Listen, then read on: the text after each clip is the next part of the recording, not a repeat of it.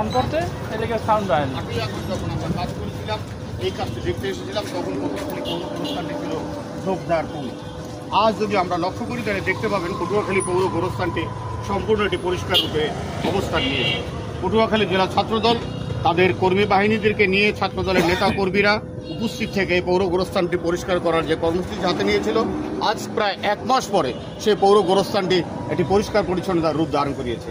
ইতিমধ্যে এই পরিষ্কার পরিচ্ছন্নতা অভিযান মাসব্যাপী চলাকালে পটুয়াখালী জেলা ছাত্রদলের নেতৃবৃন্দ পটুয়াখালীর যারা এখানে রয়েছেন, এই কবরে যারা শায়িত রয়েছেন, তাদের আত্মীয় স্বজনদেরকে আমন্ত্রণ জানিয়েছিলেন, তারাও অংশগ্রহণ করেছিলেন এই কর্মসূচিতে। এই 7 একর জমির উপর এই পটুয়াখালী পৌর গোরস্থানটি ছিল সম্পূর্ণ ঝোপঝাড় পরিপূর্ণ। এই ঝোপঝাড় পরিপূর্ণ অবস্থা থেকে পরিষ্কার পরিচ্ছন্নতার যে দায়িত্বটি নিয়ে কাজ শুরু করেছিলেন পটুয়াখালী জেলা ছাত্রদল, আজ তারা সেই সংহতি ঘোষণা করার পরিকল্পনা নিয়েছে।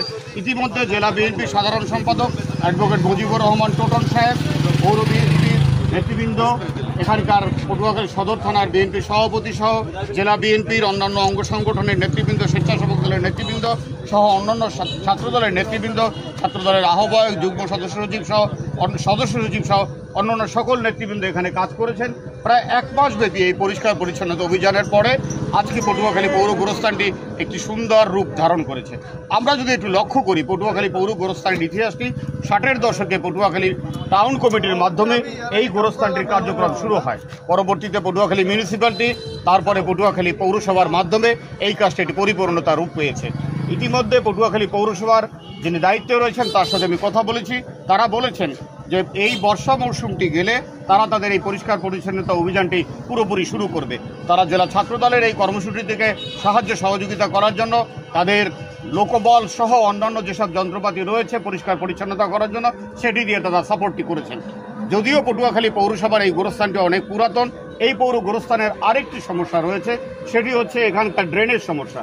যখন বর্ষা মৌসুম থাকে, বিগত 1 মাস বর্ষা থাকার কারণে পটুয়াখালী পৌর গোরস্থানটির এই যে ড্রেনেজ ব্যবস্থাগুলি এতটাই খারাপ ছিল, যেখানে মানুষকে দাফন করতে রীতিমতো মানুষকে এখানে হুমকির মুখে পড়তে হয়।